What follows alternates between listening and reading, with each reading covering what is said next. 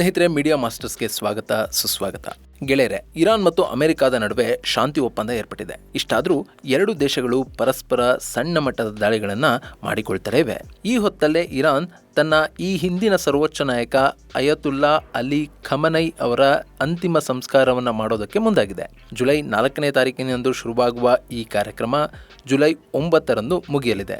ಈ ಕಾರ್ಯಕ್ರಮಕ್ಕೆ ಭಾರತ ಕೂಡ ತನ್ನ ಪ್ರತಿನಿಧಿಗಳನ್ನು ಕಳಿಸ್ತಾ ಇದ್ದು, ಪ್ರಧಾನಿ ಮೋದಿ ಸಂದೇಶವನ್ನು ರವಾನೆ ಮಾಡಿದ್ದಾರೆ. ಹಾಗೂ ಅದಕ್ಕೆ ಇರಾನ್ನ ಈಗಿನ ಸರ್ವೋಚ್ಚ ನಾಯಕ ಅಯತುಲ್ಲಾ ಸಯ್ಯದ್ ಮೊಜ್ತಬಾ ಖಮೇನಿ ಧನ್ಯವಾದಗಳನ್ನು ಕೂಡ ಹೇಳಿದ್ದಾರೆ. ಹಾಗಾದರೆ ಖಮನೈ ಅಂತಿಮ ಸಂಸ್ಕಾರದಲ್ಲಿ ಏನೆಲ್ಲ ಆಗಲಿದೆ? ಇಷ್ಟು ದಿನ ಜನರ ಕಣ್ಣಿಗೆ ಬೀಳದ ಮೊಜ್ತಬಾ ತಂದೆಯ ಅಂತಿಮ ಸಂಸ್ಕಾರದಲ್ಲಿ ಭಾಗಿಯಾಗ್ತಾರಾ? ಭಾರತದಿಂದ ಈ ಕಾರ್ಯಕ್ರಮಕ್ಕೆ ಹೋಗ್ತಾ ಇರೋದು ಯಾರು? ಇಷ್ಟು ದಿನ ಅಲಿ ಖಮನೈ ಅವರ ಅಂತಿಮ ಸಂಸ್ಕಾರವನ್ನು ಮಾಡದೇ ಇರೋದಕ್ಕೆ ಕಾರಣ ಏನು ಅನ್ನೋದ್ರ ಬಗ್ಗೆ ಒಂದಷ್ಟು ಮಾಹಿತಿಯನ್ನು ನಾವಿಲ್ಲಿ ನೋಡೋಣ.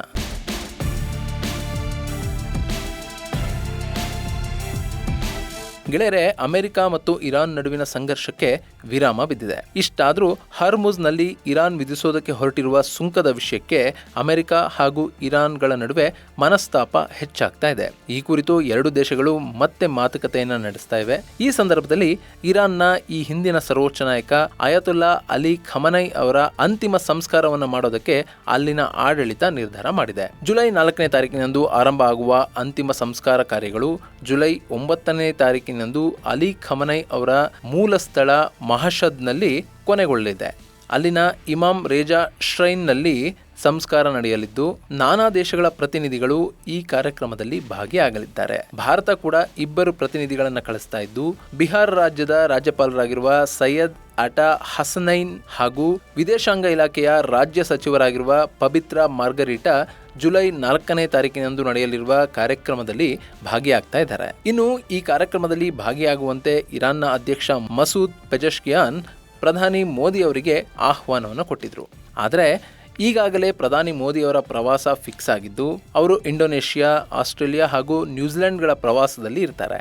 ಹೀಗಾಗಿ ಪ್ರಧಾನಿ ಇರಾನ್ನ ಕಾರ್ಯಕ್ರಮಕ್ಕೆ ಹೋಗೋದಕ್ಕೆ ಸಾಧ್ಯ ಆಗ್ತಾ ಇಲ್ಲ. ಈ ಕಾರಣದಿಂದ ಭಾರತ ಸರ್ಕಾರದ ಪರವಾಗಿ ಇಬ್ಬರು ಪ್ರತಿನಿಧಿಗಳು ಅಲ್ಲಿಗೆ ಹೋಗ್ತಾ ಇದ್ದಾರೆ.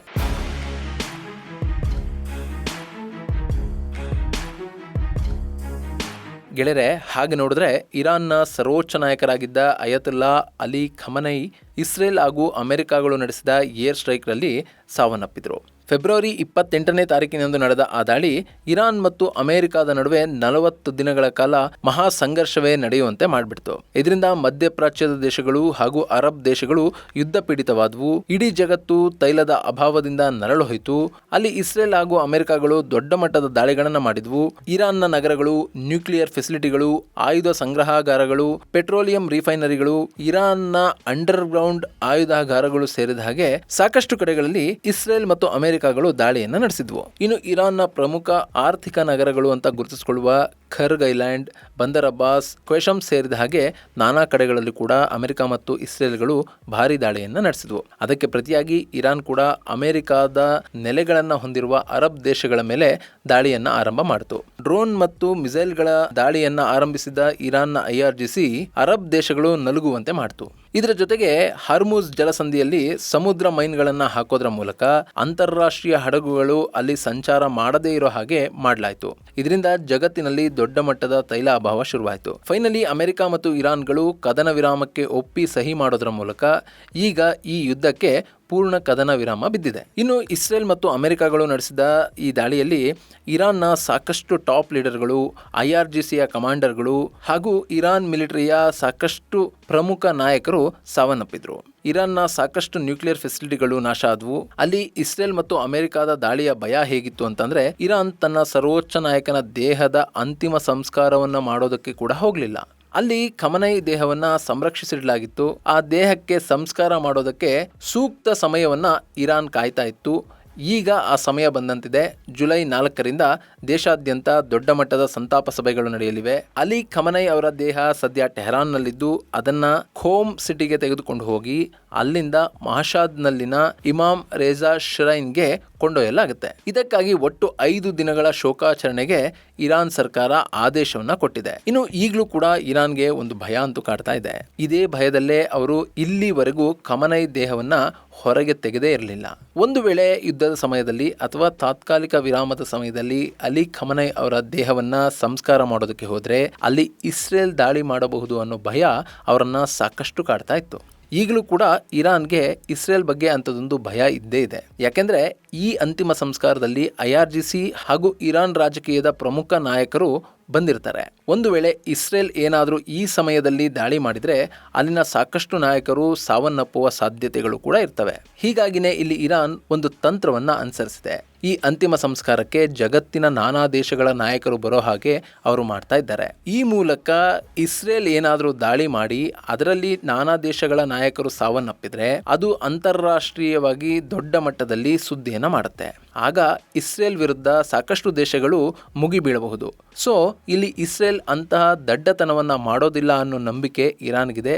ಹೀಗಾಗಿನೇ ಸಾಕಷ್ಟು ತಯಾರಿಯನ್ನು ಮಾಡಿಕೊಂಡು ಇರಾನ್ ತನ್ನ ನಾಯಕನ ಅಂತಿಮ ಸಂಸ್ಕಾರಕ್ಕೆ ಪ್ಲಾನ್ ಮಾಡಿಕೊಂಡಿದೆ.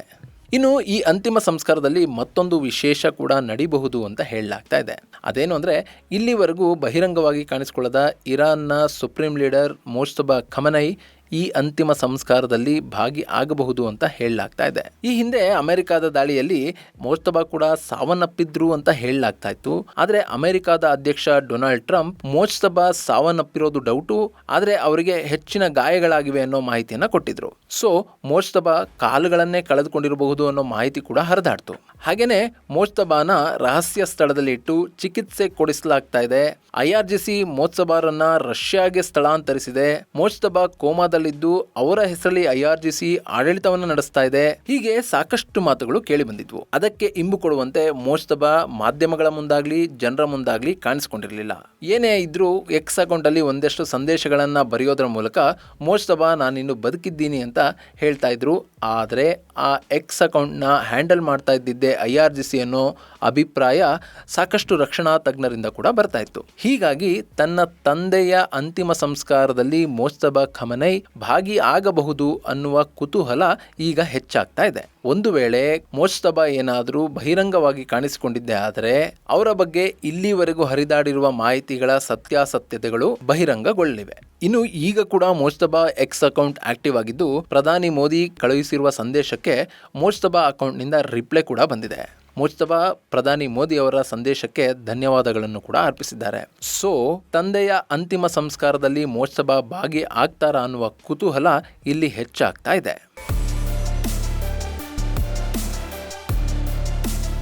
ಇನ್ನು ಈಗ ಅಲಿ ಖಮನೈ ಅವರ ಸಂಸ್ಕಾರ ಮಾಡ್ತಾ ಇರುವ ಮಹಷದ್ನ ಇಮಾಮ್ ರೆಜಾ ಶ್ರೈನ್ ಇದೆಯಲ್ಲ, ಇದು ಇರಾನ್ನಲ್ಲಿನ ಅತ್ಯಂತ ಪವಿತ್ರ ಕ್ಷೇತ್ರಗಳಲ್ಲಿ ಒಂದು ಅಂತ ಹೇಳಲಾಗ್ತಾ ಇದೆ. ಈ ದರ್ಗಾ ಜಗತ್ತಿನಲ್ಲಿನ ಶಿಯಾ ಮುಸ್ಲಿಮರ ಅತಿ ದೊಡ್ಡ ಧಾರ್ಮಿಕ ಕ್ಷೇತ್ರ ಅನ್ನೋ ಖ್ಯಾತಿಗೂ ಪಾತ್ರ ಆಗಿದೆ. ಸುಮಾರು 12 ಲಕ್ಷ ಚದರ ಮೀಟರ್ನಷ್ಟು ದೊಡ್ಡದಾಗಿರುವ ಈ ಶ್ರೈನ್ ಸಾಮಾನ್ಯ ಶಕ 818ರಲ್ಲಿ ನಿರ್ಮಾಣಗೊಳ್ತು ಅಂತ ಹೇಳಲಾಗ್ತಾ ಇದೆ. ಶಿಯಾ ಮುಸ್ಲಿಮರ 8ನೇ ಧರ್ಮಗುರುವಾಗಿದ್ದ ಅಲಿ ಇಬ್ನ ಮೂಸಾ ಅಲ್ ರಿದಾ ಅಥವಾ ಇಮಾಮ್ ರೇಜಾ ಅಂತ ಕರೆಸಿಕೊಳ್ತಾ ಇದ್ದ ಧಾರ್ಮಿಕ ನಾಯಕನ ಸಾವಿನ ನಂತರ ಅಲ್ಲಿ ಸಮಾಧಿಯನ್ನ ಕಟ್ಟಲಾಯಿತು.